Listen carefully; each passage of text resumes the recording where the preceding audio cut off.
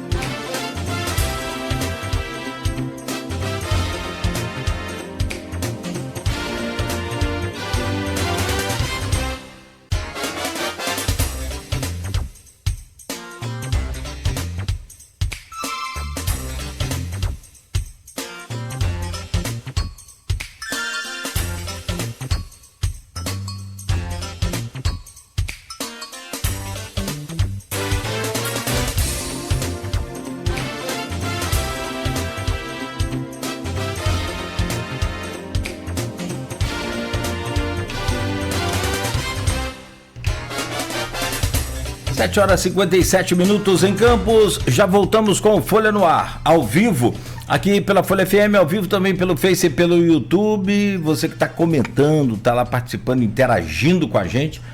Vamos tentar ver se a gente consegue tempo aqui para ler, mas desde já, obrigado aí, né, por estar seguindo, curtindo e interagindo com o Folha no Ar, interagindo com a Folha FM, nossa audiência, toda a nossa gratidão. 7 horas e 57 minutos, Campos segue com tempo bom e calor, outono quente previsto aí, segundo o Instituto Nacional de Meteorologia, 32 graus para hoje. A temperatura passou da casa dos 30 e, né, não desce. Pelo menos para essa semana não tem previsão de chuva, hoje também não. Faz 25 graus agora e nós voltamos do oferecimento de Proteus, Unimed Campos, Laboratório Plínio Bacelar, Vacina Plínio Bacelar e Radimed Diagnósticos por Imagem.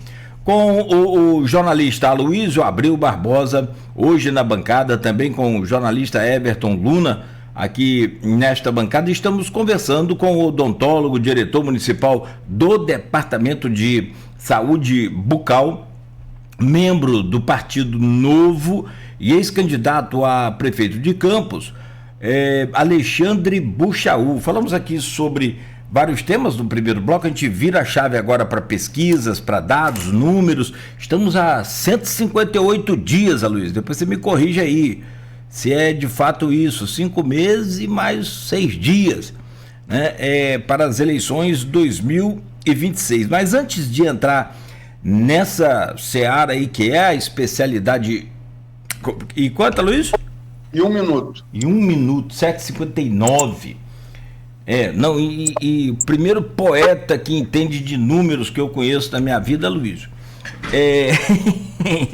Que o cara que é de humanas, ele vai, né, para essa parte de poeta, essa coisa, vai mais para essa coisa de literatura.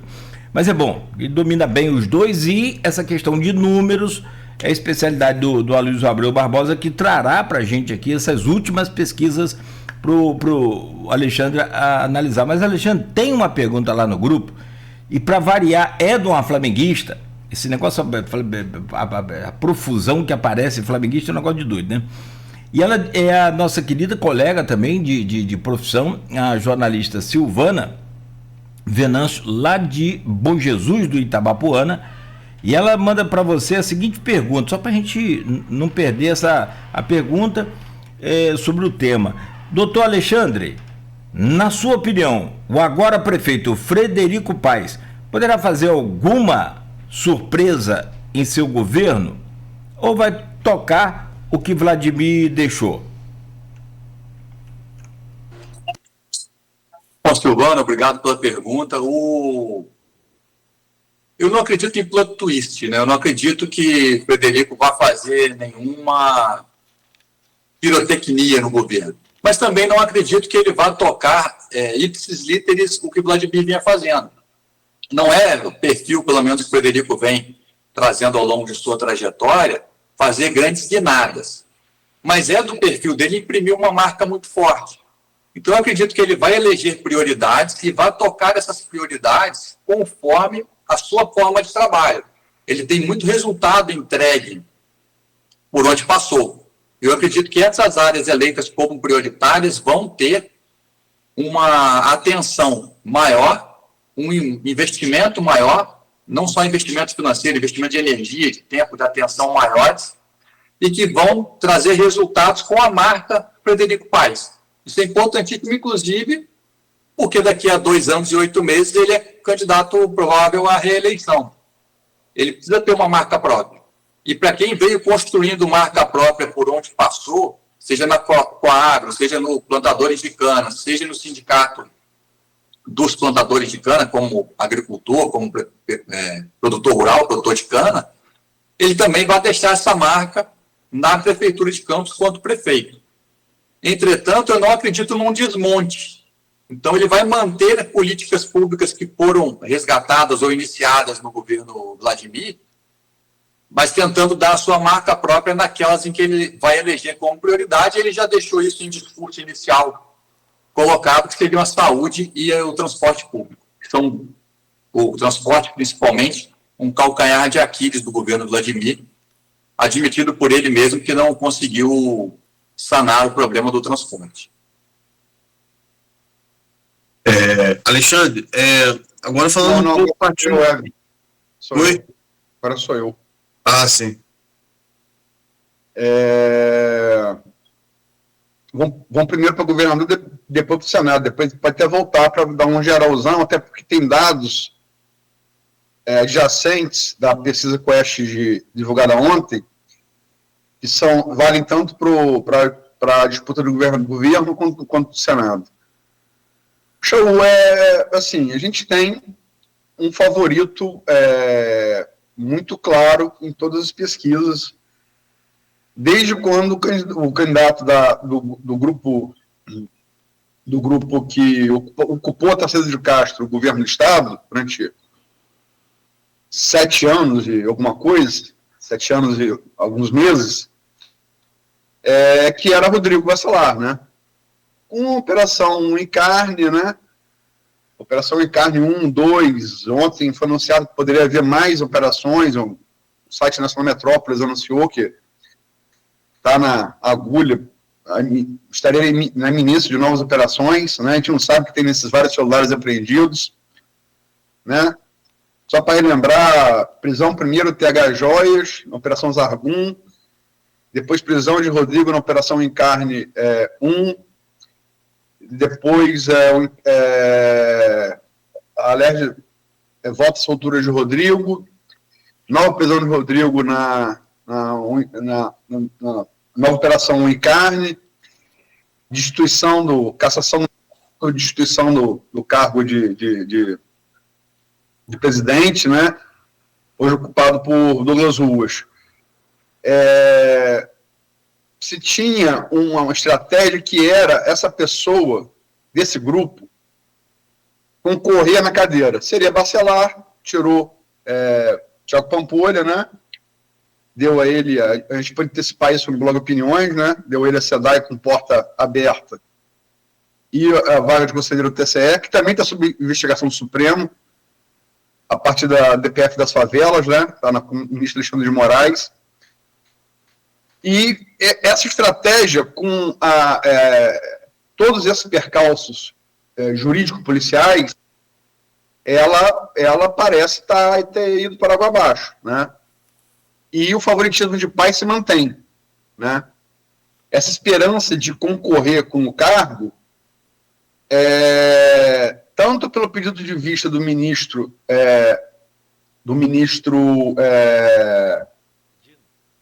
Flávio Dino, obrigado, Flávio Dino, quanto pela decisão mais recente do ministro Cristiano Zanin, ela parece distante.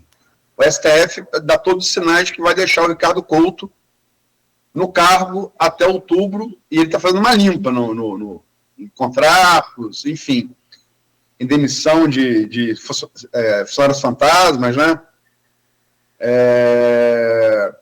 Isso tirou, pelo menos até o presente momento, e parece que vai ser assim até outubro, esse grande trunfo do grupo de Castro, né, de Rodrigo, de Douglas Ruas, que seria concorrer no cargo, talvez fazer mais uma ou duas operações, aquelas como da Alemão e Penha, deram inegável popularidade a Castro, né?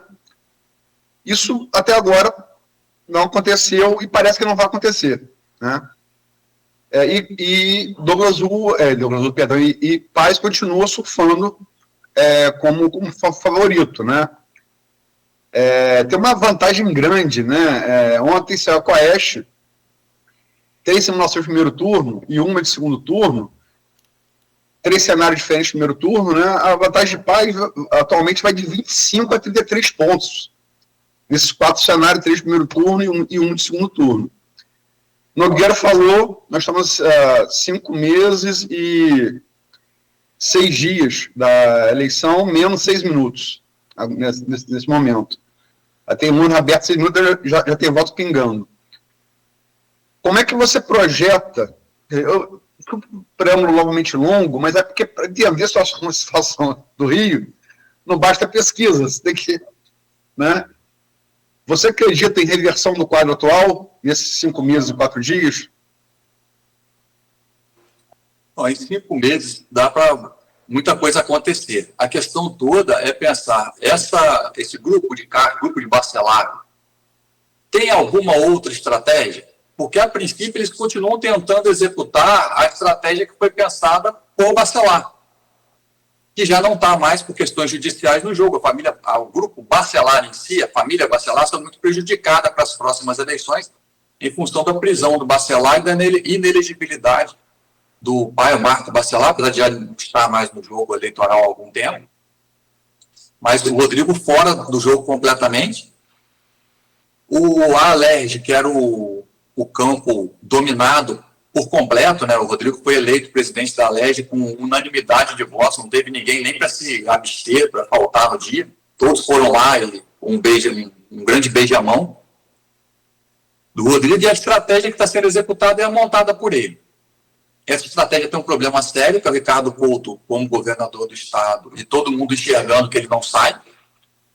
O Douglas Ruas não está avançando, não tem atividade, parece que ele não tem uma estratégia de campanha montada, ou pelo menos não tem uma estratégia de campanha sendo executada, alternativa, uma estratégia de pré-campanha sendo executada, alternativa a essa possível assunção ao governo do estado e aí acredita-se que sim, para executar operações, por mais controversas que sejam, como as que foram executadas no governo Cláudio Castro, que deram a popularidade a Castro, que ele já perdeu, ela tem um tempo de vida útil, assim, né, de efeito. Eles querem uma outra situação dessa. Se isso não acontece, o que ele tem? A gente não sabe, porque ele ainda não mostrou. Por outro lado, o Eduardo Paes vem tirando leite de vaca e não de pedra e cavalgando pelo interior livremente, né? Ele está brincando pelo interior do estado e ele já domina o Grande Rio, já domina a região metropolitana do Rio de Janeiro, que no estado do Rio tem uma característica própria, né? No estado do Rio, a região metropolitana tem aí 60%, ou mais de 60% dos eleitores do estado, então o interior é forte, mas ele não supera a região metropolitana, onde Eduardo Paes já é um maior player, e ele tem crescido pelo interior. Se o grupo de Castro tiver alguma alternativa, alguma outra estratégia pensada e em vias de ser minimamente executada, pode ser que mude. Fora isso, acredito que Paes esteja praticamente eleito. Antes de visitar o senador, Vitor, até para substanciar a sua pergunta, Cláudio Castro disputa a eleição ao Senado, né, disputa uma condição de subjúdice, está condenado pelo Tribunal Superior Eleitoral, assim como o Rodrigo, né, inelegibilidade por 8 anos pelo escândalo da Operação Ceped, inclusive teve várias denúncias de envolvimento de nomes de Campos, né, da política de Campos, que pegariam funcionários fantasmas, né, para funcionar, na verdade, como cabos eleitorais. Mas só para dar um dado, substanciar essa erosão de Castro, na pesquisa com a Coaeste, a última que tinha Coaeste aqui no Rio era de outubro, feita logo depois da operação, né, na Alemã Penha. Pegou aquele início da onda de popularidade de Castro, né? E lá em outubro, logo após a operação, o governo Cláudio Castro tinha 53% de aprovação. Ele saiu de 43% que tinha em agosto para 53%. Né? Não estava bem de aprovação, subiu 10 pontos ali logo após a operação. Hoje, isso caiu para 35%. Né? Ou seja, uma queda de 18 pontos. E a desaprovação de outubro para abril cresceu 7%. Ou seja, para corroborar e dar também você, Buchão, e dar substância a Everton, de que aquela popularidade de Castro parece estar se diluindo, não só porque com o efeito do tempo, como pela condenação dele pelo TSE e pela coisa clara de renunciar na véspera da condenação para não ser cassado no cargo, né? Por favor, Everton. Nessa última pesquisa Quest, foram avaliados 3 cenários. Vou dar uma explicação, né, até para o nosso ouvinte se entender melhor com essa avaliação da Quest. No cenário 1, Cláudio Castro aparece com 12%, Benedita com 10%, Felipe Cury com 6%, Crivella com 6%, Canela com 4%, Molon e Vaguinho com 3%, Mônica Benício com 2%, Luciana Boatê, do PSOL, com 1%, Pedro Paulo, braço direito de Eduardo Paes, com 1%, e Hélio Seco com 0%. No cenário 2, Cláudio Castro ainda pontua em 12%, Benedita com 10%, Felipe Cury, que era delegado da Polícia Civil de Cláudio Castro, com 6%, Marcelo Crivella também com 6%, Canela com 5%, Vaguinho e Mônica Benício com 3%. Já no terceiro cenário, que não tem Cláudio Castro, que, como a Luiz explicou, poderá concorrer sob júdice, Benedita aparece com 11%, Felipe Cury com 7%, Crivella com 8%, Canela com 6% e Vaguinho e Mônica Benício com 4%. Nos 3 cenários, brancos, nulo e não vai votar, no cenário 1, 34%, no cenário 2, 38%, e no cenário 3, 40%. De indecisos, no cenário 1, 18%, no cenário 2, 17%, e no cenário 3, 20%. Essa última fotografia, né? Porque a pesquisa é isso, ela é uma fotografia do momento. Como que você avalia essa possibilidade eleitoral das duas cadeiras do Rio? Como que você observa essa questão do Castro, o fortalecimento de Benedita que ela tem pontuado ainda acima dos outros? Qual a sua avaliação? Eu posso fazer uma complementação? Só perdão. No cenário 1 e cenário 2, há um empate técnico dos 4 primeiros colocados, a saber, Castro, Benedita ali muito próximo numericamente, mas a margem de erro de 3 pontos para mais e para menos, também Cury e Crivella estão no empate técnico, né? E no cenário 3, sem Castro, há um empate técnico que bota, além de Benedita, Crivella e Cury, também com Canela, nessa margem de erro, só para arredondar. Desculpa, Buchou, pode responder.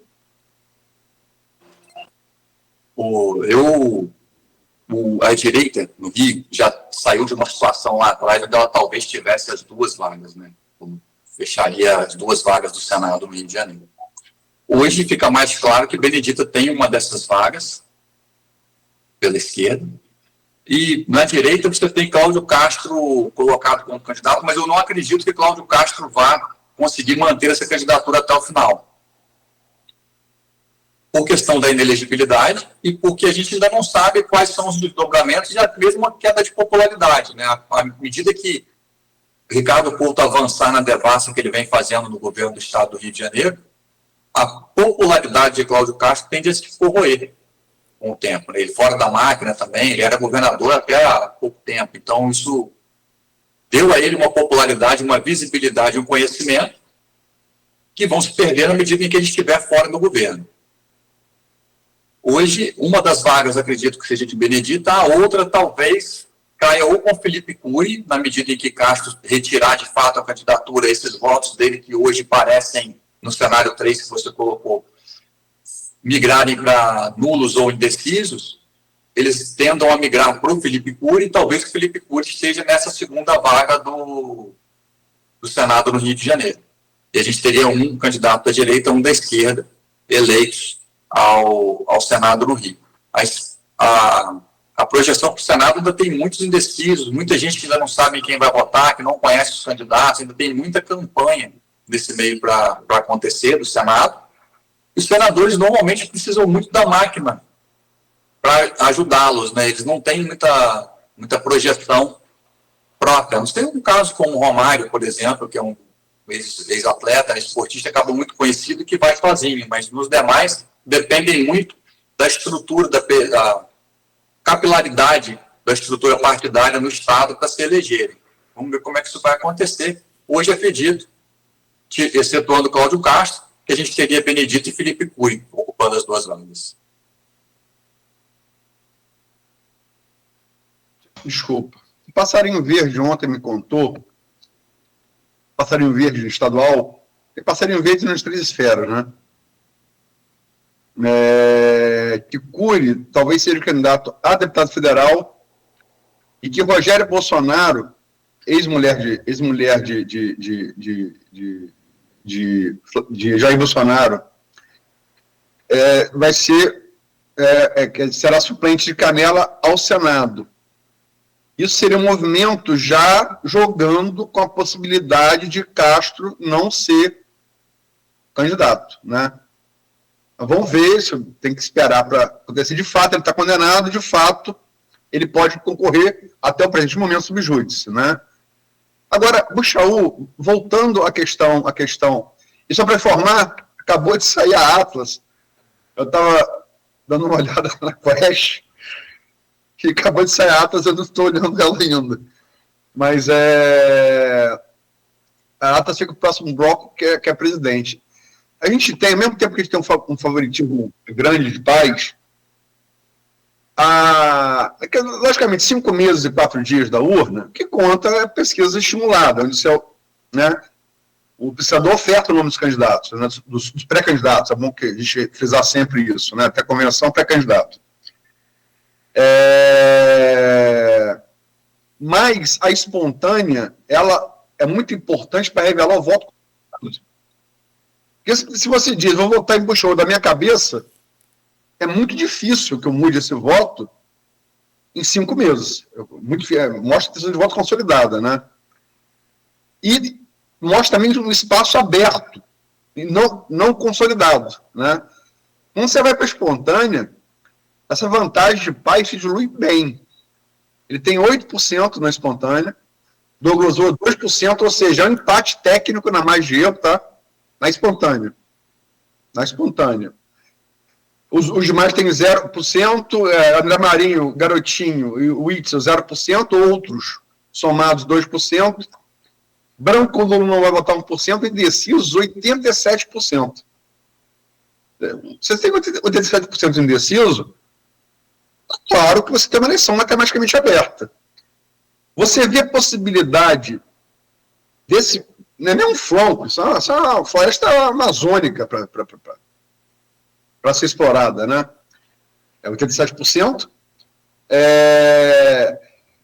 Poder repetir, de certa maneira, a surpresa que Paes teve a liderar as pesquisas de 2018 até a reta final e ele ser atropelado por Witzel?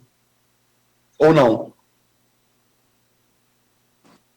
O momento que vivemos é um momento diferente, né? Eu não consigo ver um outro fenômeno Witzel acontecendo, até porque as pessoas ainda estão um tanto quanto machucadas das aventuras anteriores, né? De eleger pessoas, eleger de fato outsiders, né? Pessoas de fora da política, pessoas que não saibam muito bem como política funciona ou como operar o poder. Eu não vejo muito isso, e não vejo hoje um candidato com essa capacidade de fazer isso acontecer. Acredito que a eleição possa ter mudança com relação a que Paes possa ser surpreendido se houver, de novo, repito, uma estratégia alternativa para o grupo do Douglas Ruas para ocupar o espaço que hoje ele não está ocupando. Ou que surja um outro candidato. A gente tem, o Novo mesmo tem o André Marinho como pré-candidato, mas que surja um outro candidato capaz de ocupar esse espaço na direita, que hoje depende muito do Bolsonaro. A polarização no Brasil colocou a situação de que tem que ter a bênção do Lula de um lado, a bênção do Bolsonaro do outro, senão não avança. A presença, uma mudança de orientação do Flávio Bolsonaro com relação ao candidato no Rio de Janeiro, para que esse candidato possa avançar com uma estratégia alternativa. A estratégia pensada pelo Bacelar, ela não vai se concretizar por conta do Ricardo Couto na presidência do Tribunal de Justiça no governo do Estado. Ele, como governador em exercício, não vai permitir que haja aquele movimento pensado lá na estratégia do Bacelar, que seria uma espécie de truque no final da campanha eleitoral. 2 ou 3 operações da polícia, uma que fosse bem próxima da eleição, ganhando grande popularidade e fazendo mudar o resultado. Isso não vai acontecer. Vai ser uma campanha de mais linearidade, mas precisa de ter muita construção ao longo do tempo. Vai precisar incorporar um pouco do João Peixoto aí, trabalhar muito e rodar os 4 cantos do Estado para conseguir fazer a coisa acontecer. Puxar a última pergunta relativa à pesquisa Quest. Quer dizer, logicamente que Paes é favorito em todas as pesquisas desde o ano passado, né, de larga margem, mas o papel do advogado do diabo é necessário, né? Como diria Chico Buarque, quando aconselhou Lula antes do Petrolão, para criar o Ministério do Vai da M, né? E Lula aparentemente não ouviu, né? Enfim. Mas outro dado que aponta para a possibilidade de mudança do quadro atual. Conhecimento, potencial de voto e rejeição dos candidatos ao governo do Estado. Eduardo Paes conhece ou não votaria 40%. Não conhece 12%. Muito pouco espaço para crescer, né? Aparentemente já bateu o teto. Conhece e votaria 48%. Ao mesmo tempo, é quase, na margem de erro, é quase uma vitória no primeiro turno se esses 48, né, votarem nele, quase uma vitória em primeiro turno. Sobretudo se descontar aí branco, nulo, né?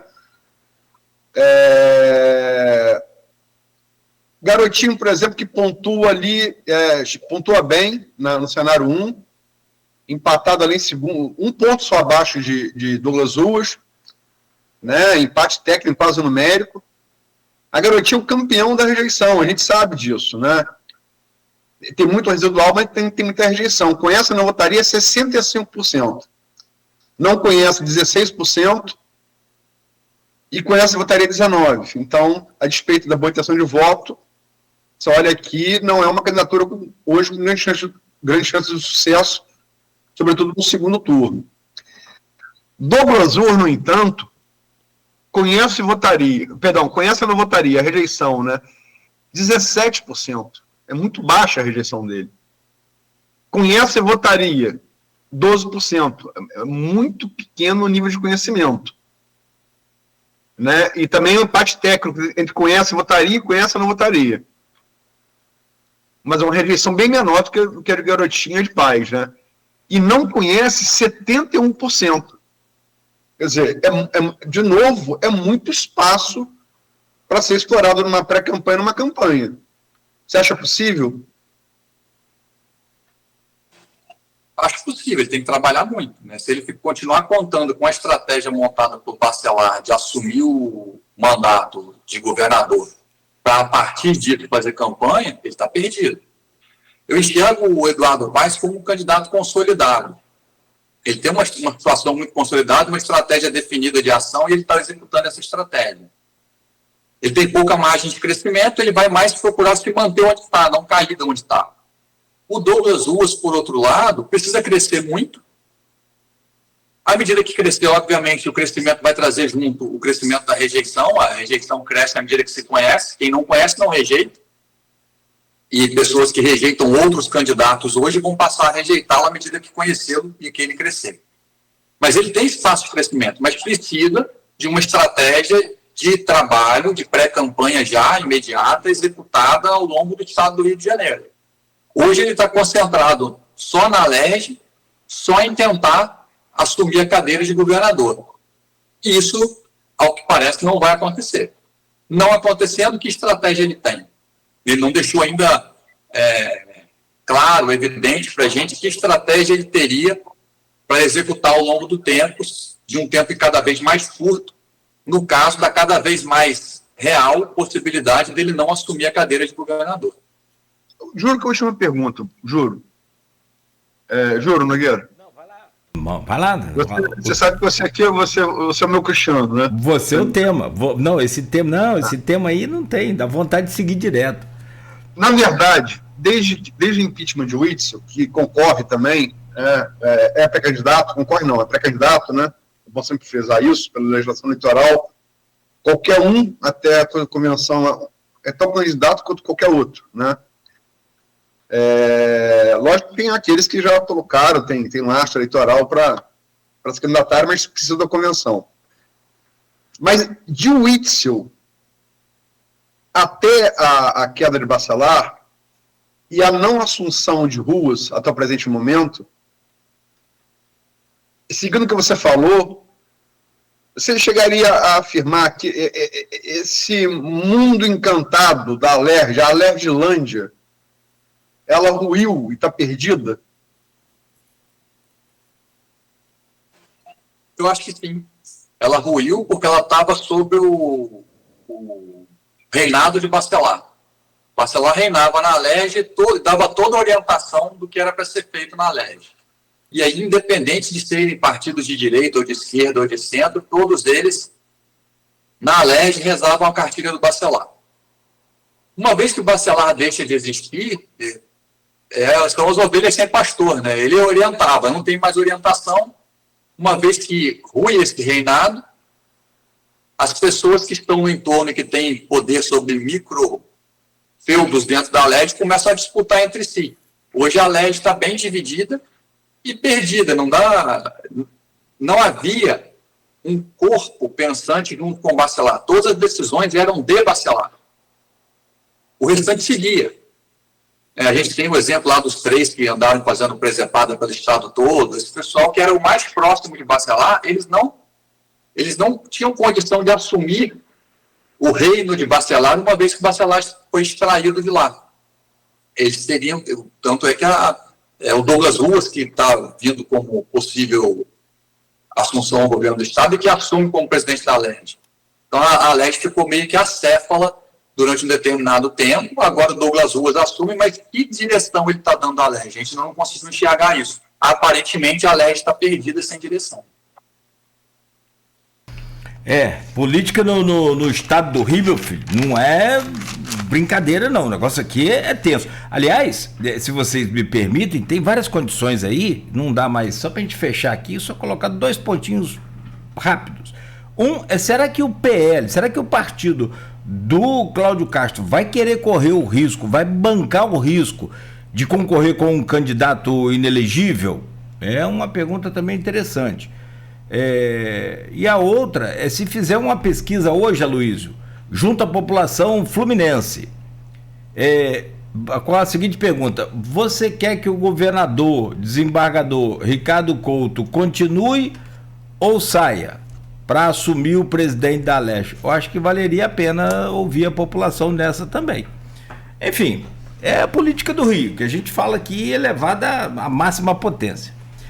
Como eu disse mais cedo, tem gente hoje com mais temor às investigações aí de contratuais prometidas pelo desembargador, governador interino, Ricardo Couto, do que de alguns celulares apreendidos. Posso corroborar o que você falou com um dado, Nogueira? Por favor. Na Coest, ela fez uma pergunta parecida com o que você sugeriu, tá? Parecida. Não por acaso, estou vendo aqui, que tem quase 100 páginas, não por acaso, ela está na página 22, né? A pergunta é: você acha que Cláudio Castro merece eleger um sucessor que indicar? 53% dos fluminenses dizem que não, 36% dizem que sim. Não sabe, não respondeu 11%. Já mostra aí. Essa pergunta, à medida que ela deixa um tanto quanto clara, que à medida que Douglas Ruas for mais conhecido como sucessor de Cláudio Castro, a tendência é que a rejeição dele cresça bastante. E visto que a população já se coloca como contrária à eleição do sucessor de Cláudio Castro. E ainda tem toda a campanha eleitoral, que aí a turma vai pegar a imagem dos dois juntos, acontecimentos, aquelas coisas, né, dos dois ali, eles vão atrelar o máximo possível também desse desgaste do governo, do Estado no Douglas.